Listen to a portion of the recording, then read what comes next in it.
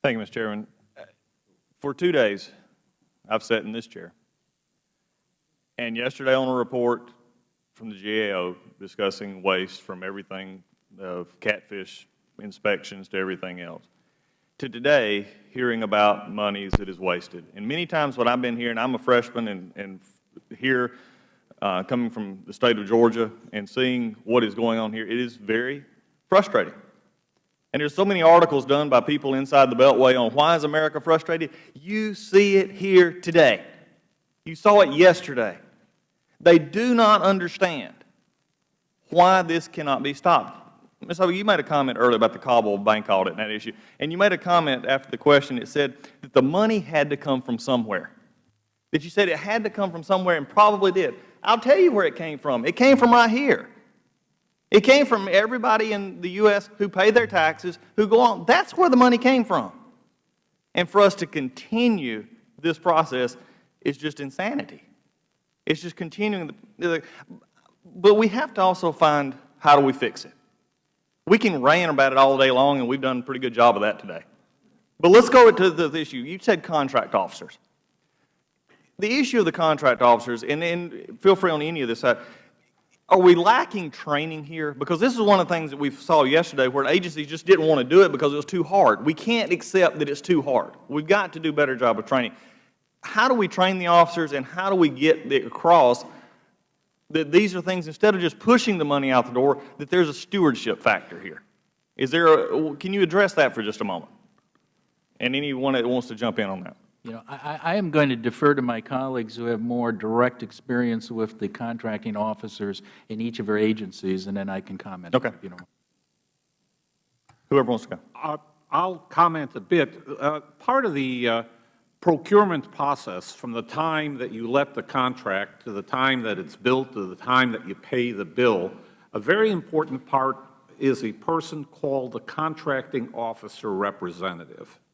The contracting officer representative is the person on the ground who goes back and assures the contracting officer that the work has been done satisfactorily. Now, in many circumstances, I can't speak for other agencies in State, but I know in State we found that contracting officer representatives get this as part of additional duties. It's not a full-time job. Some areas are getting better. Diplomatic security is now in the bigger post having a full-time contracting officer representative.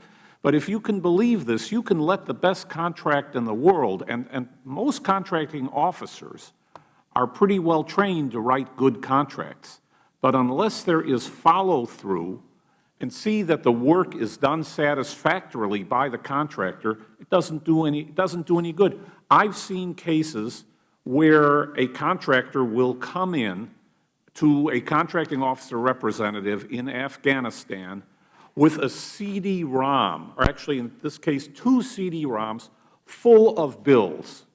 And it was our understanding that in that particular case, the contracting officer representative rubber-stamped them without even running the CD-ROM to see what was in it. Let me interrupt you right here. This is where I was wanting to get to at this point.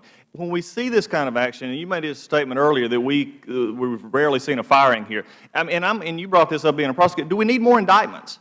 I mean, is there just a simple sense of we're misrepresenting money here and using it the wrong way? And I'm not taking away these contracting officers who do a diligent, good job. That's not what I'm trying to say here. But when we find wrong, like the Corps of Engineers, which is one of the reasons I've started a Corps caucus for the Congress, because we've got problems all across the board here. What can we do to fix this? I don't want to sit here for my time, whatever the good people of the Ninth let me be here, and simply say, I had great hearings, we kicked the can down the road, and nothing got done. Congressman, I understand your frustration, and as a former Federal prosecutor, I do too. But being stupid or lazy is not a criminal offense. But it's fireable. It is fireable. And that's where the training comes in with supervisors. They've got to know how to say no. And for those who sign the back of the check, they understand that. You're absolutely correct. When you sign the front of the check, you understand that. And that's what we don't have. Yes, thank you, Congressman. Let me just add a few additional thoughts to the issue of contracting officers and corps. I've met with a number of contracting officers and corps across Afghanistan. I think it's important to recognize that, frankly, we started these two contingency operations in Iraq and Afghanistan with a substantially diminished capability to do oversight of contracts. I think the extent of the scope of the contracting that we actually ended up engaging in was even beyond what might have been a robust capability. The training, we didn't have nearly enough contracting officers and corps who usually, as has been mentioned, have this as a secondary or tertiary responsibility after their warfighting and other responsibilities, have not frankly, always been professional enough to know what to look for and what action to take. And we have a high turnover of personnel. So when you combine all this in the middle of this war zone, or two war zones, there are many possibilities for slippage and less than full execution of the responsibilities. Well, as being one who's been in that war zone, I understand those capabilities. I appreciate you being here.